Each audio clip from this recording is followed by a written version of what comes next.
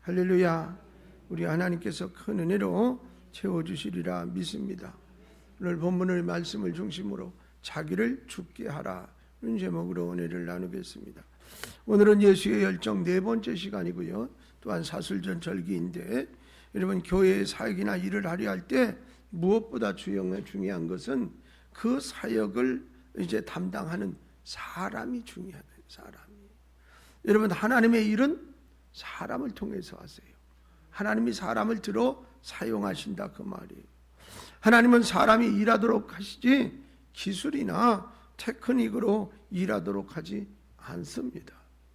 그래서 하나님의 일을 할 때 가장 먼저 하나님께 합당한 사람이 되어야 하고 하나님의 뜻에 맞추어서 일을 해야 합니다. 여러분 예수님의 열정이란 바로 그런 의미가 되겠습니다. 예수님도 하나님의 일을 하실 때 먼저 하나님의 뜻에 자신을 맞추셨어요. 성경을 좀 볼까요? 마태복음 7장 21절, 12장 50절, 18장 14절 석절의 말씀을 같이 연결해서 보겠습니다. 나더러 주여 주여 하는 자마다 다 천국에 들어갈 것이 아니요 다만 하늘에 계신 내 아버지의 뜻대로 행하는 자라야 들어가리라. 누구든지 하늘에 계신 내 아버지의 뜻대로 하는 자가 내 형제요 자매요 어머니라 하시더라. 이와 같이 이 작은 자 중에 하나라도 이룬 것을 하늘에 계신 너희 아버지의 뜻이 아니니라. 할렐루야. 예수님이 사역하실 때 가장 핵심 포인트가 뭐냐면 하나님의 뜻을 이루어드리는 거예요. 내 생각을 내세우거나 내가 행동하는 것이 아니라 하나님의 뜻. 여러분 예수님의 열정은 하나님 아버지셨단 말이에요.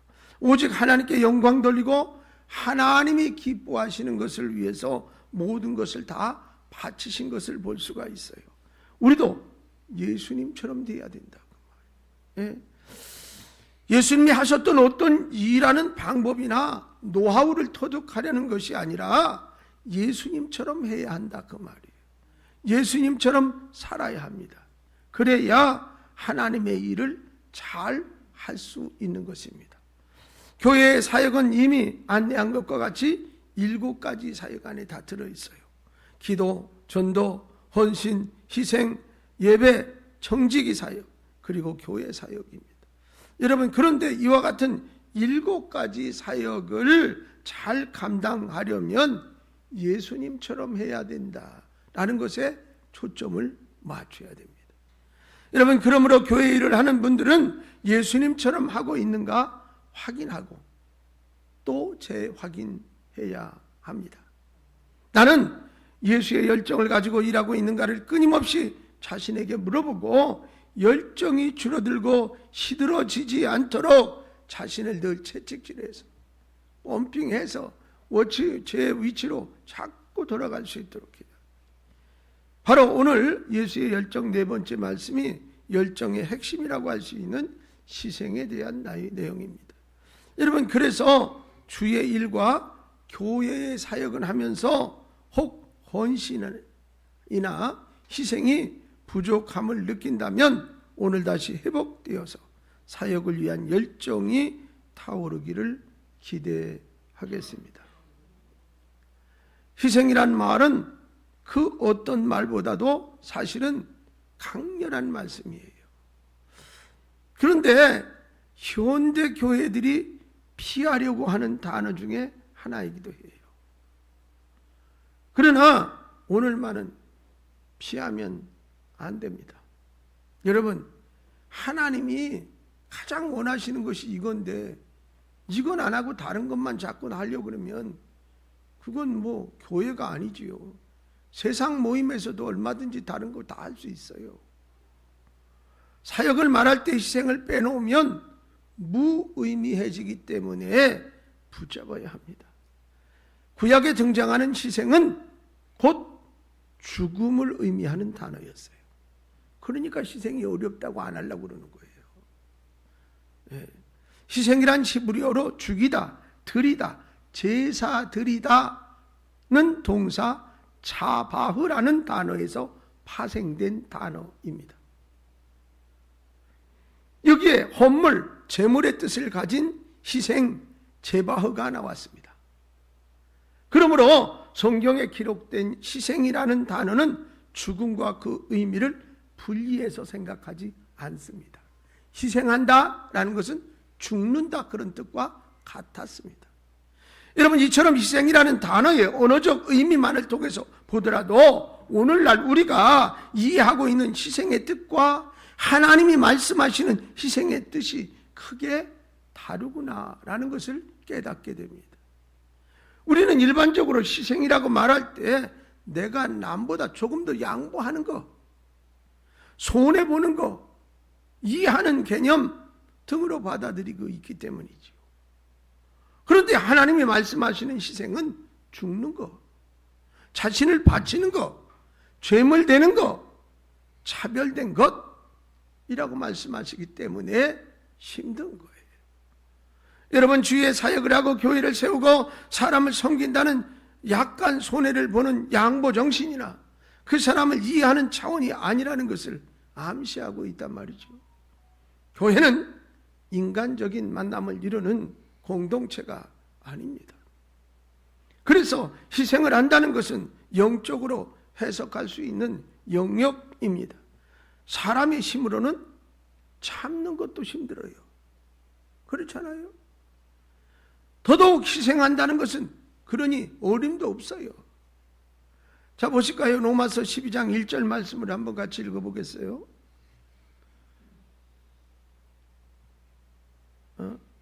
로마서 12장 1절. 그러므로 형제들아, 내가 하나님의 모든 자비하심으로 너희를 권하노니 너희 몸을 하나님이 기뻐하시는 거룩한 산 제물로 드리라. 이는 너희가 드릴 영적 예배니라 그랬어요. 자, 그런데 희생은 제물이 되는 영적인 일이란 말이에요. 제물은 어떤 거예요? 죽어야 되는 거예요. 죽지 않으면 안 된단 말이죠. 바로 예배를 드리는 것은 자신이 산 제물이 되는 것이라고 말하고 있어요. 다른 말로 희생이라 그 말이에요. 그러나 자신이 제물이 된다는 것이 인간의 힘이나 능력으로 불가능하다 말이에요. 사람이 자신을 죽이는 것은 자신 스스로 할 수는 없는 일이기 때문에 그렇습니다. 자, 희생 제물이 된다는 것을 생각해 보세요. 지금 예배 드리는 순간 나는 희생 제물이 돼서 거룩한 산 제물로 하나님 앞에 드려지는 제물이라고 고백할 수 있습니까? 하나님이 받으시는 희생 제물의 조건은요, 흠 없는 제물이어야 한다고 분명히 말씀하셨어요. 성경을 볼까요? 레위기 3장 1절 말씀 같이 읽어봐요. 사람이 만일 화목제의 제물을 예물로 드리되 소로 드리려면 수컷이나 암컷이나 흠 없는 것으로 여호와 앞에 드릴지. 흠이 없어야 된다잖아요. 그럼 우리가 하나님 앞에 예배 드린다는 건 제물이 된다는 건데 죽어야 된단 말이에요. 그럼 죽을 수 있다 쳐요. 근데 어떻게 흠이 없냐? 그건 또 아니잖아요. 흠이 얼마나 많아요. 그러니 안 된단 말이에요. 그렇어요. 그래. 그런데 우리는 하나님 앞에 드려지는 산 제물로 흠 없는 사람이냐고 말이에요. 그렇지 않아요. 우리는 흠도 많고 어리석고 죄악된 사람이라. 하나님의 뜻이나 말씀대로 살지도 못하고 세상의 정욕에 휩싸이고 맡겨주신 직분이나 또 역할 감당을 잘 못하며 때로는 모르게 짓는 범죄 아래에 사는 그런 사람들이라. 그런데 오늘 우리는 태연하게 아니면 죄를 짓지 않은 사람인 것처럼 이곳에 앉아 있단 말이죠. 그렇다면 우리의 모습을 다 하나님이 아실 텐데 우리가 드리는 예배를 받으시겠습니까? 하나님은 의로우시기 때문에 받지 않는 게 당연한 것이다. 흠이 없는 것이 아니라 흠투성이고 죄 안에 있는 순결하지도 성결하지도 구별되지도 않은 나의 예배를 받으시지 않는 것은 당연하다. 그러면 우리는 지금 그냥 쉽게 빨리 알아듣게 헛짓거리하고 있는 거예요. 자, 그러나 흠 없는 희생제물이란 사람이 할 수 없는 일이 아니기 때문에 우리가 예배를 드릴 수 있는 거예요. 자, 하나님이 해놓으신 영적인 일이었기 때문에 우리는 우리의 힘이 아니라 하나님의 사랑, 주 예수 그리스도의 보혈로 인해서 우리가 정결하고 흠 없는 거룩한 존재가 되었기 때문에, 이 사실을 믿기 때문에 라는 거예요. 여러분 성경을 좀 연결해서 봐요. 히브리서 10장 10절, 로마 3장 24절, 고린도후서 5장 17절 말씀을 세 군데를 같이 읽겠습니다. 이 뜻을 따라 예수 그리스도의 몸을 단번에 들이심으로 말미암아 우리가 거룩함을 얻었노라. 아멘. 그 다음에 그리스도 예수 안에 있는 속량으로 말미암아 하나님의 은혜로 값없이 의롭다 하심을 얻은 자 되었느니라. 그 다음에 그런즉 누구든지 그리스도 안에 있으면 새로운 피조물이라. 이전 것은 지나갔으니 보라 새 것이 되었다. 할렐루야. 다시 말하면 예수 그리스도의 희생, 그것으로 말미암아 우리가 새 것이 되고 변화됐고 하나님이 어떻게 받아주시는 제물이 되어줄 수 있는 것이라. 예. 여러분, 이렇게 주 예수 그리스도께서 우리의 모든 죄를 담당하시고 속량해 주셨어요. 뿐만 아니라 에베소서 1장 7절에 보니까 우리는 그리스도 안에서 그의 은혜의 풍성함을 따라 그의 피로 말미암아 속량 곧 죄사함을 받았느니라. 할렐루야. 그로 인해 우리가 그리스도의 보혈을 힘입어 하나님 앞에 거룩한 산 제물로 예배를 하나님께 드릴 수 있게 된 것이다. 그러니 이 구원의 확신을 갖지 않은 사람은 온전한 예배자로 설 수도 없는 거예요. 여러분, 그로 인해 우리가 그리스도의 보혈을 힘입었다. 즉 예수 그리스도는 바로 우리의 모든 죄악을 담당하신 분이시고 우리의 모든 죄를 단번에 영원히 속죄해 주시기 위해서 희생 제물이 되어 주신 분이시라. 여러분이 누구를 의지하고 신뢰하며 예배를 드리는 것이 흠없는 희생 제물이 되는 것인가를 이제 알았으니 누구요? 바로 주 예수 그리스도입니다. 아멘. 그러므로 오늘 말씀의 핵심이 희생인데 십자가와 어떤 관계가 있는 걸까?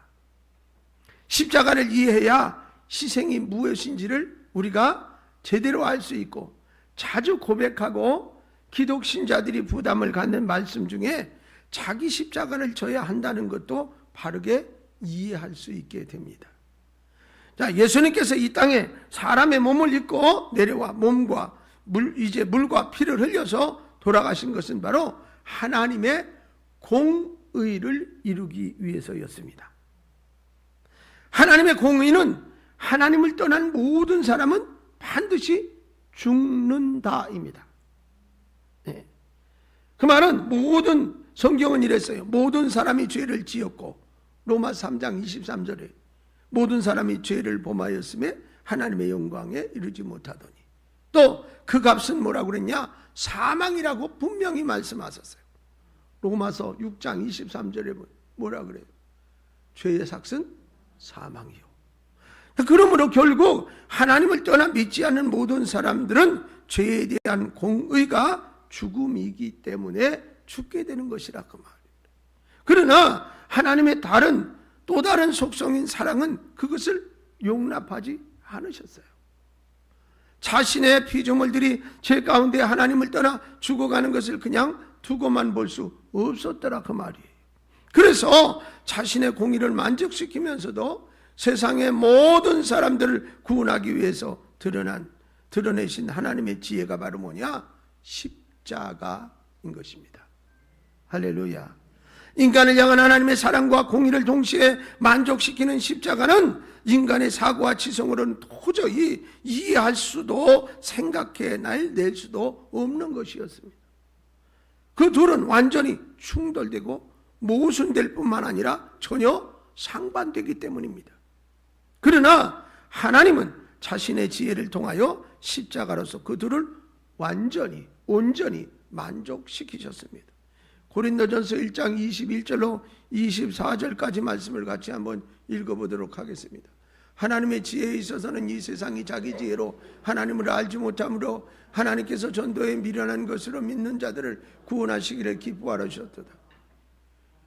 유대인은 표적을 구하고 헬라인은 지혜를 찾으나 우리는 십자가에 못 박힌 그리스도를 전하니 유대인에게는 꺼리끼는 것이요 이방인에게는 미련한 것이로되 오직 부르심을 받은 자들에게는 유대인이나 헬라인이나 그리스도는 하나님의 능력이요 하나님의 지혜니라.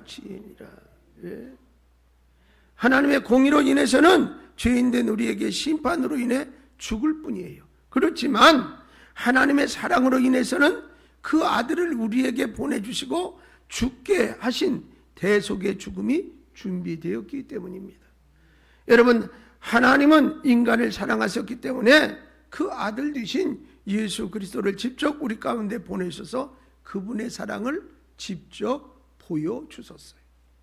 그리고 예수님을 십자가상에서 모든 사람을 대신해서 죄를 지고 돌아가시게 하심으로 죄에 대한 하나님의 공의를 완성하셨다 그 말이에요. 이것이 하나님의 지혜라. 예? 하나님의 사랑이 그분의 공의를 만족시키고 모든 사람에게 하나님을 향하여 나올 수 있는 길을 열어놓으신 것입니다. 그러므로 예수 그리스도의 십자가의 희생이 없었다면 우리에게 구원은 없다는 거지요.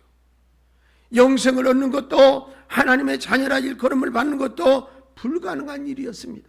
그래서 십자가는 뭐다? 희생이며 대속의 죽음이며 하나님의 은혜이며 하나님의 지혜인 것입니다.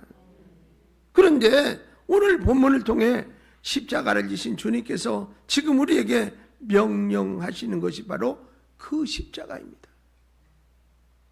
예수님이 지신 것과 같이 자신의 십자가를 지고 주님을 쫓으라는 명령이에요. 그래서 주의 일을 가고 주의 사역을 하는 사람들에게 항상 따라붙는 것이 뭐예요? 십자가 지는 것이라 그 말입니다. 십자가의 희생을 통해서 사역이 성취된다는 거예요. 그러므로 오늘 말씀을 통해 우리가 교회에서 사역을 감당함에 있어서 져야 할 십자가는 어떤 것이고 어떻게 감당해야 하는지, 또 주님이 우리에게 원하시는 희생의 모습은 어떤 것인지 무엇인지 알아야겠다. 알아야 잘하지요. 첫째, 자기를 부인하는 희생을 감당하라는 겁니다. 오늘 본문을 보면 예수님께서 자신의 고난과 십자가의 죽음을 제자들에게 밝히셨잖아요. 그러니까 강하게 항변하는 베드로의 모습을 찾아볼 수 있어요. 근데 베드로에게 예수님의 죽음은 절대로 용납될 수 없는 현실이었기 때문에 베드로가 그런 거지요. 그러나 예수님은 그런 베드로를 칭찬하기는커녕 단호하게 꾸짖는 것을 볼 수 있어요. 베드로의 생각이 지극히 육신적이고 개인적인 의지에 얽매여서 하나님의 일과 계획을 방해하는 것이었기 때문입니다.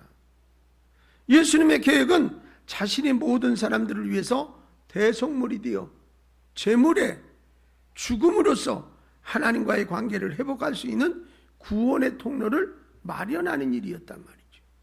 마가복음 10장 45절 말씀을 같이 한번 읽어볼까요? 다 읽으세요. 읽으랄 때는. 인자가 온 것은 섬김을 받으려 함이 아니라 도리어 섬기려 하고 자기 목숨을 많은 사람의 대속물로 주려 함이니라. 예수님이 오신 목적이 저거예요. 그러나 베드로의 생각은 구원의 길을 그러니까 막는 길이잖아요. 왜냐하면 그 마음은 예수님에 대한 인간적인 안타까움, 애정, 충성 이런 것에 나온 것이지 하나님의 계획과 뜻을 생각해서 그 말을 한 건 아니라 그 말이에요. 그러므로 예수님은 하나님의 뜻, 성취를 모르고 인간적으로 생각하는 것이 얼마나 잘못된 것인가를 꾸짖기 위해서 이것은 사탄의 계획이라 이렇게 말씀하시면서 사탄의 일을 생각한다고 단호하게 꾸짖으셨던 것입니다. 사탄은 하나님의 일을 생각하지 못하게 합니다. 사탄은 하나님의 일을 방해하고 오직 잘못되게 만듭니다. 그래서 사탄은 자신을 따르게 만들어 결국 하나님의 일을 하지 못하도록 방해하는 방해꾼이에요. 사탄의 유혹 목적은 하나님의 일을 못하도록 만드는 것이기 때문에, 그래서 사탄의 생각은 어떻다? 하나님과 원수가 되고 원수. 하나님의 일을 방해하는 대적이 되게 한다는 겁니다. 그러므로 자기를 부인하는 희생의 첫 번째 자세는 순종입니다. 할렐루야. 순종은 자신의 뜻을 버리고 하나님의 뜻을 쫓아가는 거예요. 베드로처럼 인간의 생각과 의지로 집착하는 것이 아니라 그 말이에요. 그것은 하나님의 뜻과 계획이 아니기 때문에 말이죠. 십자가를 지기 위해서는 우리의 삶이 철저하게 하나님 앞에 순종하는 모습이 되어야 하는 것인 줄로 믿습니다. 순종만이 하나님의 뜻과 사역을 이루는 유일한 방법이기 때문입니다. 자기를 부인하는 희생의 두 번째는 비우는 것입니다. 비운다는 것은 다른 말로 말하면 포기하는 겁니다. 버리는 겁니다. 여러분, 예수님께서 우리를 구원하기 위해 보여주신 모습이 바로 포기입니다. 예수님은 하늘의 보좌를 버리시고 우리에게 임마누엘의 하나님으로 오셨습니다. 모든 것을 가지셨지만 모든 것을 십자가에 다 포기하셨습니다. 포기하지 않고는, 비우지 않고는 우리를 구원할 수 없기 때문이었습니다. 이것이 희생을 통한 사역의 원리입니다. 예수님께서 자신의 모든 것을 버린 것처럼 우리도 자신의 모든 것을 다 비우고 버리고 포기해야 한다, 그 말이에요. 욕심, 정욕, 자신의 유익, 자랑을 붙잡으면 희생할 수가 없습니다. 하나님께 쓰임받는 사역자가 되려면 깨끗하게 버릴 수 있어야 하는 줄로 믿습니다. 할렐루야. 디모데후서 2장 20절로 21절에 보면 그릇에 대한 얘기가 쭉 기록되어져 있어요. 집안에 여러 가지 그릇이 있지만 깨끗한 그릇을 쓴다는 거죠. 그건 비워 있다는 거예요. 여러분, 왜 말씀 안 보여줘요? 네. 자, 하나님의 사역을 감당하기 위해서 가장 중요한 것은 자신을 버리는 것, 내려놓는 것. 아무리 능력이 있는 사람이라 할지라도 자신을 버리지 않을 때 그것으로 무너지게 됩니다. 여러분, 세상을 사랑하는 것, 정욕 좋은 마음과 욕심, 세상적인 헛된 꿈들을 제단에 올려놓는 것이 희생이라. 사역을 통해 영광을 돌리려면 자신의 모든 것을 먼저 주의 제단에 바쳐야 하는 것입니다. 베드로 사도는 이렇게 고백해요. 베드로전서 2장 11절 말씀을 보니까요, 사랑하는 자들아, 고리면과 나그네 같은 너희를 권고하노니 영혼을 거슬러 싸우는 육체의 정욕을 제어하라 그랬어요. 이게 베드로가 말이죠, 은혜 받고 나서 깨닫고 나니까 이거구나 알았던 거예요. 여러분, 베드로는 자신이 변화되기 전에 상태를 한마디로 표현한 것이 영혼과 육체의 싸움이었구나 라고 말하고 있고, 주를 따르고 승리하는 길은 육체의 정욕을 제어하는 것, 버리는 것, 억누르는 것이구나 라는 사실을 알았어요. 바로 이것입니다. 육체의 정욕이 자신을 넘어지게 만드는 제일 위험한 것이었다는 사실을. 자, 자신을 부인하는 희생의 세 번째는 예수님을 바라보는 것입니다. 할렐루야. 히브리서 12장 2절 말씀을 다 같이 한번 읽겠습니다. 믿음의 주여 또 온전하게 하시는 이 예수를 바라보자. 그는 그 앞에 있는 기쁨을 위하여 십자가를 참으사 부끄러움을 개의치 아니하시더니 하나님 보좌 우편에 앉으셨느니라. 할렐루야. 예수님을 바라본다는 것은 예수님을 닮는 것을 말이에요.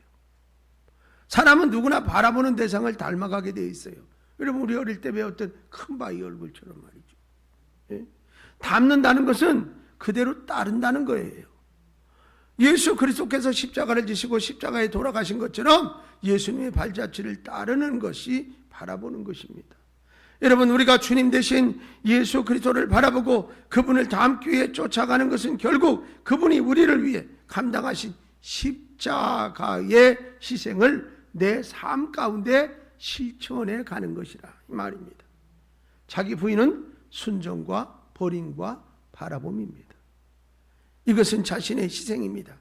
하나님의 일을 하려면 내적 능력으로 무장되어야 합니다.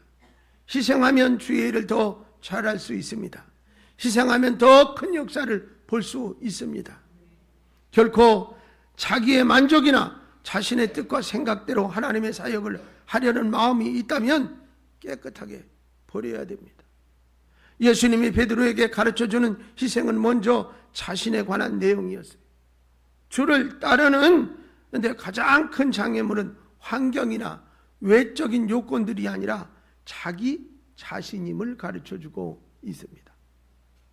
여러분은 사역을 하면서 혹시 변화되기 전에 베드로처럼 자신의 의지와 생각으로 하지는 않습니까?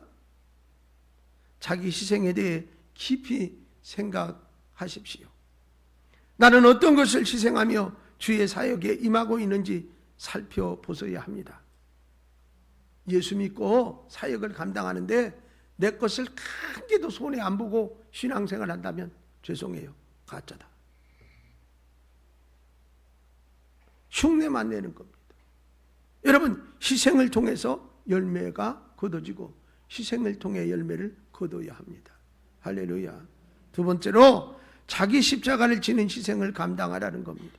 여러분, 예수님이 지신 십자가는 온 인류를 구원하신 십자가였어요. 이것을 의를 위한 십자가라 이렇게 부릅니다. 베드로에게 자기 십자가를 지고 따르라는 것은 의로운 희생의 길을 요구하는 것입니다. 하나님의 나라와 복음을 전하고 확장시키는 것이나 천국을 만드는 것, 교회를 세우는 것, 생명을 살리는 것, 이것 다 모두 의로운 일입니다. 이것을 위해 자기 십자가를 지는 희생이 있어야 이 일들을 이룰 수 있다는 겁니다. 여러분, 사람들은 자기 십자가를 자신의 주변에 있는 거라고 생각을 합니다. 예수 믿는데 부담을 주는 것이나 시험들이나 또 열악한 환경이나 거치게 하는 사람들을 십자가라 그렇게 생각해요. 그러나 그런 건 십자가 아닙니다. 여러분, 마가복음 8장 35절 말씀을 같이 읽어볼까요? 누구든지 자기 목숨을 구원하고자 하면 잃을 것이요, 누구든지 자기 복음을 위하여 자기 목숨을 잃으면 구원하리라 그랬어요. 예수님은 제자들에게 요구하는 것이 나의 복음을 위하여 자기 목숨을 잃는 것에 대한 희생을 말씀하시는 것입니다. 과연 우리는 주 예수 그리스도의 복음을 위하여 자신의 목숨을 바치는 의로운 희생을 하고 있는가? 얼마 전 교회를 출석하는 성도들 1,000명에게 설문조사를 했습니다. 질문은 그겁니다. 교회는 왜 존재하는가? 입니다. 여러분, 이 질문에 대한 평신도 응답자의 89%가 교회의 목적은 내 가족의 욕구와 내 자신의 영적 욕구를 채워주는 것이라고 대답을 했습니다. 그리고 나머지 11%만이 교회의 목적은 세상에 잃은 영혼을 예수께 인도하는 것이라고 대답을 했습니다. 여러분, 이게 뒤집어져도 모자랄 판입니다. 그런데 지금 성도들 90%가 교회의 목적이 뭔지도 모르고 교회 댕기고 있는 겁니다. 그러니 한국 교회가 힘이 없고요, 하나님이 기뻐하지 않으십니다. 여러분, 이 설교 안 하고 싶습니다. 저도. 근데 해야 합니다. 정말 여러분이 알곡돼야 되고 마지막 때 하나님 앞에 붙들림 바 되어지고 천국 가서 면류관 받아야 될 거 아니에요. 교회 그냥 왔다 갔다 하면서 나는 나름대로 여기다 시간도 투자하고 헌금도 하고 다 부시생한 것 같은데 아무것도 건지는 거 없다면 그거보다 억울한 일이 어디 있어요. 기왕이면 하나님의 마음에 합해서 초점에 맞춰서 제대로 해서 상도 받고 복도 받고, 아멘. 그렇게 살아야지요. 왜 사람 비유를 자꾸 맞추려고, 저 사람 저 말하면 이제 상처받아서 교회 떠나면 어떡하나. 구원 못 받을 사람은 못 받는 거예요. 여러분, 말씀이 그렇다는데 목사가 이 말 하지 않으려면 목사 하지 말아야지. 저도 부담스럽습니다, 솔직히. 대부분의 교인들이 교회를 출석하는 이유가 하나님 나라의 확장에 잃어버린 사람을 구원하기 위한 복음 증거라는 궁극적인 목적은 잃어버리고 자신의 행복과 번영에 목적을 두고 있는 것을 볼 수 있다 이 말이에요. 여러분, 베드로전서 1장 6절로 9절 말씀을 한번 보여줘 보세요. 베드로전서 1장 6절. 자, 같이 읽어볼까요? 그러므로 너희가 이제 여러 가지 시험으로 말미암아 잠깐 근심하게 되지 않을 수 없으나 오히려 크게 기뻐하는도다. 너희 믿음의 확실함은 불로 연달아에도 없어질 금보다 더 귀하여 예수 그리스도께 나타나실 때 칭찬과 영광과 존귀를 얻게 할 것이니라. 예수를 너희가 보지 못하였으나 사랑하는도다. 이제도 보지 못하나 믿고 말할 수 없는 영광스러운 즐거움으로 기뻐하니 믿음의 결국 곧 영혼의 구원을 받음이라. 할렐루야. 베드로 사도는 드디어 이제 깨달았어요. 여러 가지 시험이 자기 십자가가 아니구나 라는 사실을. 영혼 구원이 그에게는 자기 십자가가 됐습니다. 여러분, 이래야 맞는다 이 말이. 여러분도 이렇게 돼야 됩니다. 영혼 구원을 위해서, 주의 복음을 위해서 희생하는 의로운 십자가를 지고 가야 하는 겁니다. 이 땅의 일들로 심취하는 정도를 넘어서야 된다 그 말이에요. 이제는 거룩한 의를 위한 일들을 하고 주의 나라와 교회를 위한 사역에 희생할 수 있어야 합니다. 사람을 많이 전도하든지 하지 않든, 교회를 크게 부흥시키든지 그렇지 않든지, 이것이 우리의 목표가 아니라 주와 복음을 위해 희생하고 있느냐, 우리 교회의 모든 성도들의 목표가 거기에 있어야 한다 그 말이에요. 그렇다면 주와 복음을 위한 의로운 십자가를 어떻게 지고 가야 하는 걸까? 첫째, 최선을 다해 지고 가야 합니다. 베드로서 1장 5절로 10절 말씀은 그렇게 얘기하고 있습니다. 사도 베드로는 마지막 편지에서 더욱 힘써 너희 부르심의 택하심을 굳게 하라고 말했어요. 그 말이 무슨 뜻이냐? 최선을 다하라, 그런 의미입니다. 여러분, 우리는 말을 쉽게 하죠. 최선을 다합시다. 내 최선을 다할게. 근데 그 원어를 들어가서 찾아보면 이 최선이 만만한 게 아닙니다. 여러분, 사도 바울은 자신에게 맡겨진 사명을 감당하기 위해서 자신의 생명조차 돌보지 않고 모든 것을 다해 전력 투구했노라, 그렇게 말했어요. 최선을 다하는 것은 자신의 가진 모든 것을 다하는 것을 의미해요. 그러니까 알아듣기 쉽게 얘기하면 젖 먹던 신까지 다 써서 그런 얘기가 되겠어요. 여러분, 그것은 세상과 하나님 사이에 방해하고 고민하며 저울질하는 것이 아니라 오직 주의 복음과 하나님 한 분을 위해 자신의 모든 능력, 재능, 은사, 시간을 몽땅 다 갖다 쏟아 붓는 걸 말하는 거예요. 사도 바울과 같이 표대를 향하여 모든 것을 다해 달려가는 것을 말한다 그 말이. 그러므로 하나님께서 여러분에게 허락하신 이 교회와 맡기신 사역을 위해 여러분의 모든 것을 다해 감당하는 자리에 있어야 함을 잊지 마시기를 바랍니다. 두 번째는 뒤돌아보지 말아야 됩니다. 여러분, 예수님이 원하시는 일꾼은 다른 생각과 마음을 품지 않는 사람이었어요. 여러분, 주의 복음을 위해 몰입하고 집중하는 한 마음을 품고 나가는 사람을 원합니다. 쟁기를 손에 잡고 일터를 향해 가는 일꾼이 자꾸 뒤돌아보는 것은 하나님 나라에 합당하지 않노라. 누가복음 9장 62절에 보니까 예수께서 이르시되 손에 쟁기를 잡고 뒤를 돌아보는 자는 하나님 나라에 합당하지 아니하니라 하시니 그랬어요. 그러므로 주의 복음을 위하여 변함없이 전진하며 나가야 합니다. 여러분, 다른 것에 눈을 돌리지 않고 주의 복음에 시선을 집중하여 달려가야 한다 그 말입니다. 그래도 바빠요. 그래도 이루기가 힘들어요. 여러분, 그렇지 않고 눈을 다른 곳으로 돌리면 자연히 주의 복음과 멀어지게 되는 거예요. 얘기를 해볼까요? 롯의 처가 돼서는 안 돼요. 창세기 19장 26절 한번 같이 읽어볼까요? 롯의 아내는 뒤를 돌아다 보았습니다. 소금 기둥이 되었더라. 가봤더니 소금 기둥이 진짜 있더라고. 여러분, 옛 것을 보거나 뒤를 보려 하지 말고 주의 복음만을 바라보고 달려가야 한다 그 말이지요. 세 번째는 억지로라도 지고 가야 한다 그 말이에요. 로마서 16장 13절 말씀을 읽겠어요. 여러분, 주 안에서 택하심을 입은 누포와 그의 어머니에게 문안하라. 그의 어머니는 곧 내 어머니니라. 자, 이 말씀이 뭐냐? 로마서 16장에 보면 바울의 문안을 받은 26명의 인물이 등장을 해요. 여러분, 그의 전도사에게 아주 잊을 수 없는 아주 고마운 사람들, 주님도 기뻐할 사람들이라는 얘기인데요. 그래서 바울은 그들을 가지고 뭐라 그러냐면 주 안에 있는 사람들, 동역자, 택함을 입은 자, 많은 수고를 한 사람들 또는 사랑하는 사람들 등등으로 표현을 했어요. 26명을. 그 중에 예수님의 십자가를 지고 간 구레네 사람 시몬의 아들 루포와 그의 어머니가 기록되어 있어요. 시몬은 예수님이 골고다로 끌려갈 당시 로마 병정들이 끌고 가는 사람을 보기 위해서 거리에 구경꾼으로 모여들었던 사람 중에 한 사람이죠. 그러다가 원치 않게 로마 군인의 강압으로 어쩔 수 없이 예수님의 십자가를 지고 간 사람입니다.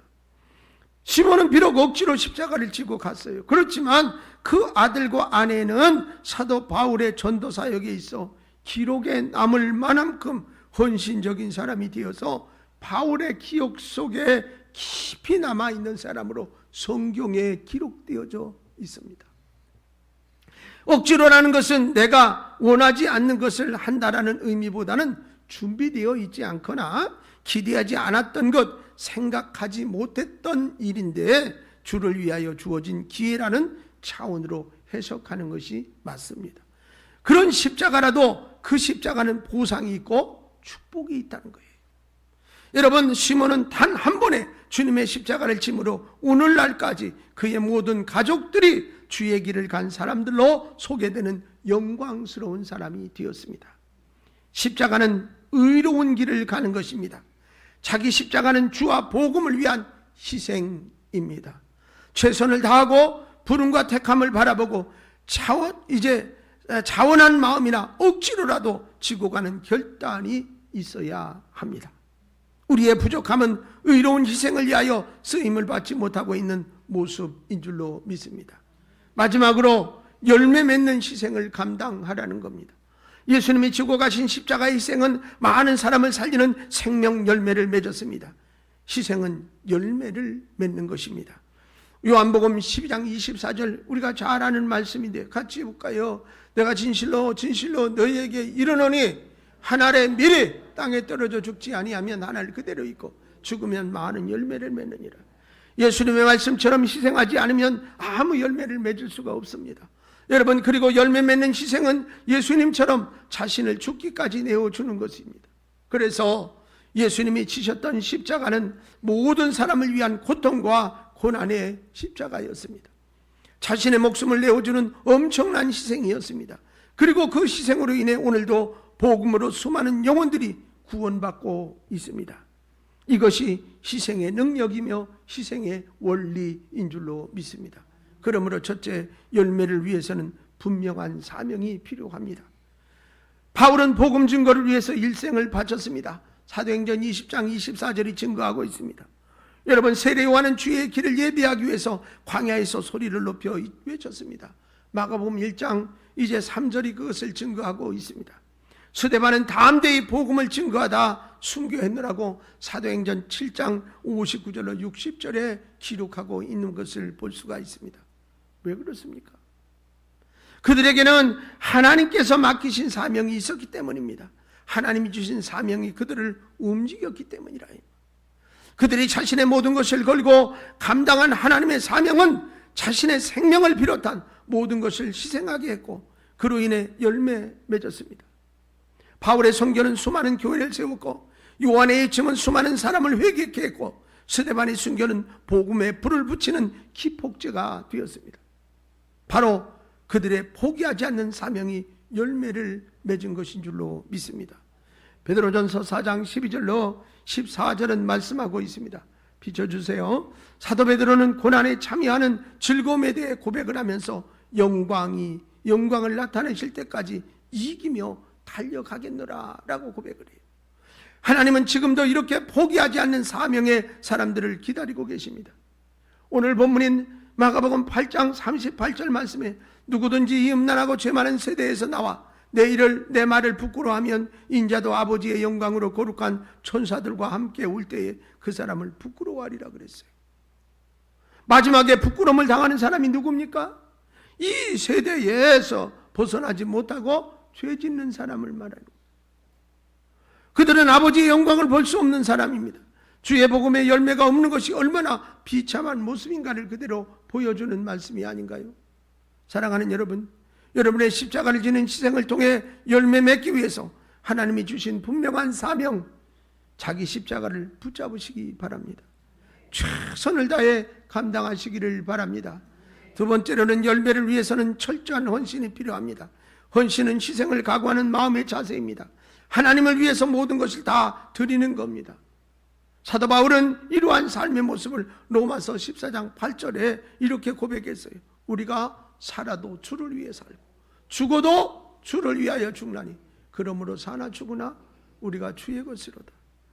이는 우리가 예수 그리스도를 위해 아낌없는 헌신자가 되어야 하고 몸과 마음과 시간과 재능과 물질의 모든 것을 다해 하나님의 교회를 섬기는 자세를 말하는 것입니다.